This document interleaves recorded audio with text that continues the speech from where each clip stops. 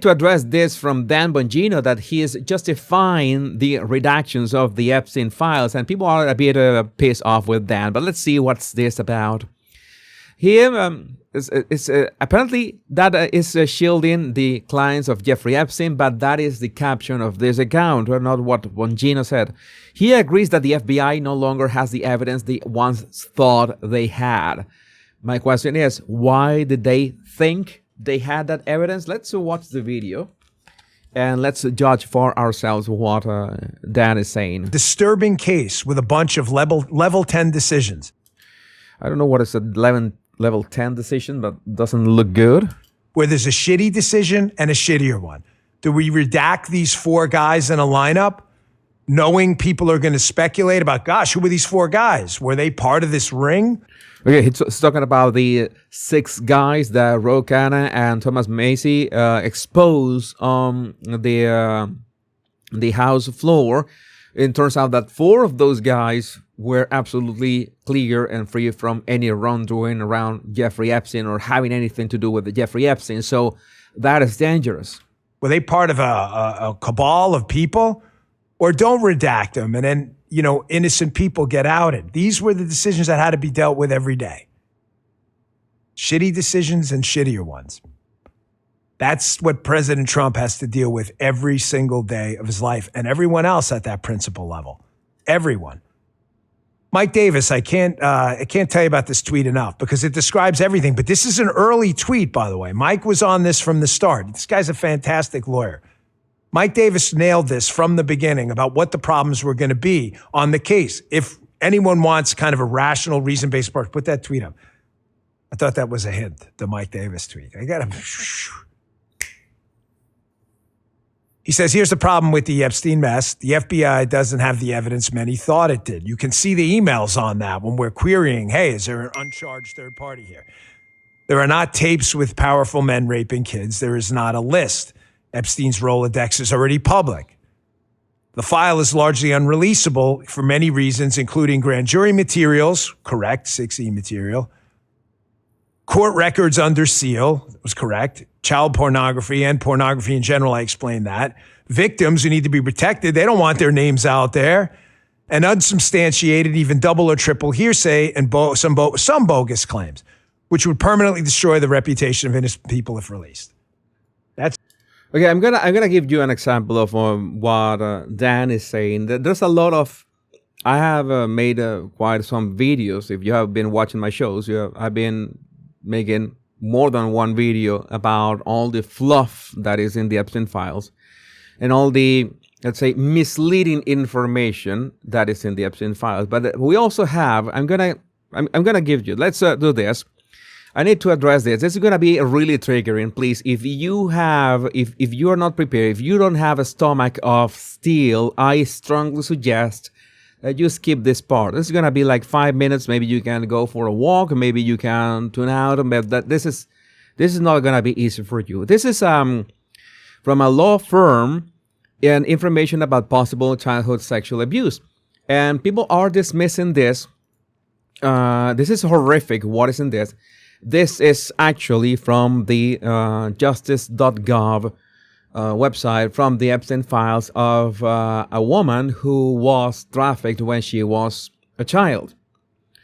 And the thing is, the thing that I'm showing you this, because the thing that separates this from the rest of the, the hearsay and the stuff is that there are actual redacted photos in this document that I simply can't describe. I'm going to try to describe in, let's say, this picture. I'm going to try to, so you understand what this is about, okay? Again, this is not easy to digest. This is going to be really triggering, especially if you have daughters. If you are a woman and you were abused yourself, this is not going to be easy, okay? So this picture was by a guy, was the foster parent of this woman, and she was a child. And the photo in this document by this law firm, there's an actual picture of this. The photo shows a girl her face visible, who looks prepubescent with medium-length dark hair. Several Caucasian men are holding the girl's legs straight open. I cannot describe the rest. There's blood. In the foreground, a man with a white shirt appears to be inserting his hand. Can't describe the rest. A round imprinted symbol of some kind of visible on the girl's leg on the underside of her left thigh. And the rest, I simply can't say the thing. You can go. How do I show you the FDA? I'm gonna show you here on screen so you can look for it yourself. Okay, right here you can see. You can look for the document yourself in the DOJ website. But what is this about? And why is this on the Epstein Files? This is not exactly something that people have been able to prove that had to do with Epstein. There's only a glimpse of, this is a glimpse of a man abusing a child with something that looks like it had to be heavily cut, not redacted. This was cut by the law firm itself to, well, for obvious reasons, to not have any kind of CP in the document itself. But they were trying to figure out, because this woman recalls a guy with the description of Jeffrey Epstein and a woman with the description of Ghislaine Maxwell. And there are people out there trying to make sense of what is real and what is not in the Epstein files and what is tied to Epstein and what is not. And then we arrive at another problem. I have highlighted all the problems with the Epstein files, and we have yet another problem. This abuse, sorry, wrong screenshot. This abuse did happen because there is video and photos of these atrocities that I can't describe here. This is different. This is not talking about AI. We're not talking about, oh, it's just somebody that made a call and this is a transcription of a call. No, there are images and videos of this. So this abuse did happen and was horrific. The thing that people cannot figure out, and the thing that the DOJ can't figure out, is if this is actually connected to Jeffrey Epstein. So I'm going to try to say that again so you can process it. The abuse suffered by this woman when she was a child actually happened because there's video and images, proof of that. All right? But the thing that they can't say if there's an actual connection to Epstein is that is the problem. It is in the Epstein files because it referenced Jeffrey Epstein and it referenced Ghislaine Maxwell as possible, implicated in these atrocities. Now, you might be asking, what is the difference? And well, it would be a difference in two ways. The first one is that we are absolutely sure that Jeffrey Epstein and Ghislaine Maxwell are one of the worst humans to ever walk this earth. That is undeniable. For the crimes, all the atrocities they did. But besides Jeffrey Epstein and Ghislaine Maxwell, outside of them, there's still things happening.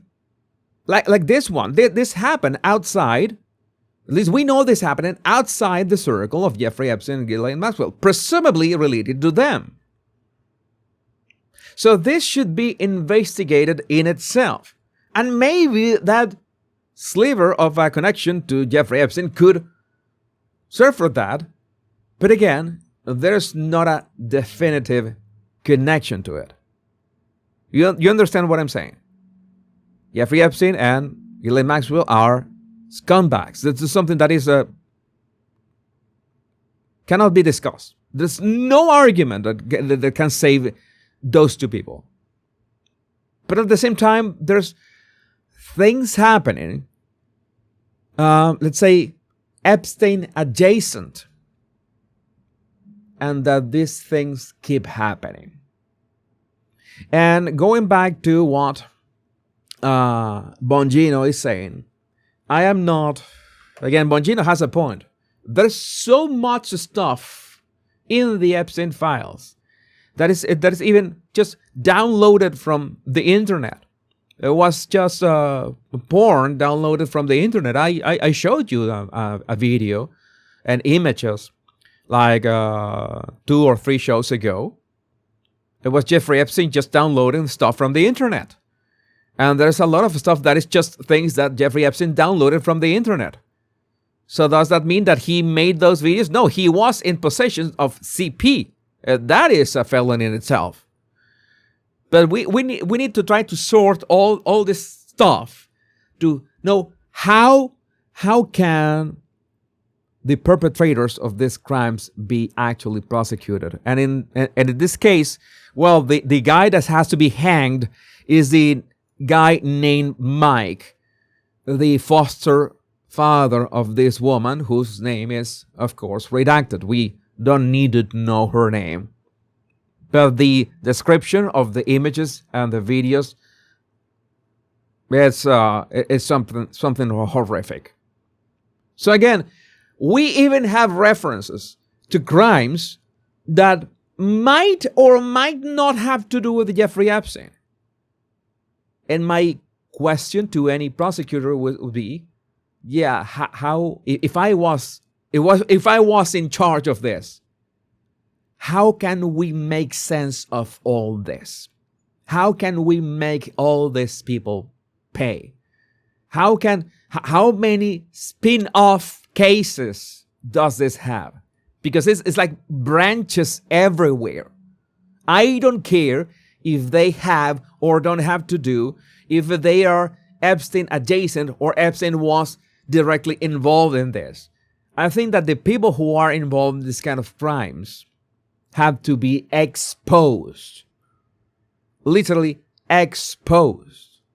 And you're going to ask me the question, but didn't you say that, okay, that they have to keep redactions like these 4 guys that were mentioned by Rokan and Thomas Macy because they had nothing to do with Epstein?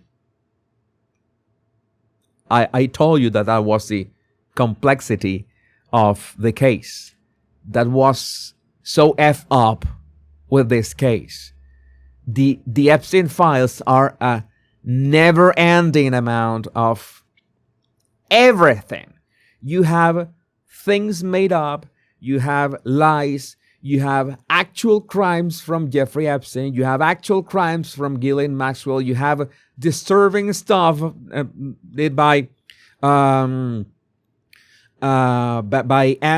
Mountbatten Windsor that right now it transpired that it was consensual with Virginia Giuffre, and at the same time would say, okay, it was consensual. It doesn't mean that it was not creepy as fuck. Again, so many things can be, oh, yeah, it was legal, quote unquote. It was still creepy as F, so you deserve to be publicly shamed. And you have stuff that is so heavy that we cannot discuss it anywhere because, I really don't recommend that I recommend that you imagine that the most atrocious things are happening in the world. Sadly, they are happening. But the Epstein files could be maybe one of the worst examples of this, because this has been counterproductive. This is like AI being like a smoke screen for whatever people are going to do. Oh, that is AI. Oh, you showed me there. That was AI. That must be AI. That must be AI, this and this. I'm going to say this. I don't know if I'm going to change my mind afterwards. But what I see in the Epstein files, that 3 million, 4 million, I don't know how many million files, is a huge smoke screen that is making this huge fog of war that is making so hard to make sense about the actual perpetrators of actual crimes. I just hope that the people in charge of investigations are still doing those investigations. Because this is sick. This is sick. But again, I would like to know, what do you think about this in the comments? My name is Jesus Enrique Rosas. I'm the Body Language Guy. Much love and bliss.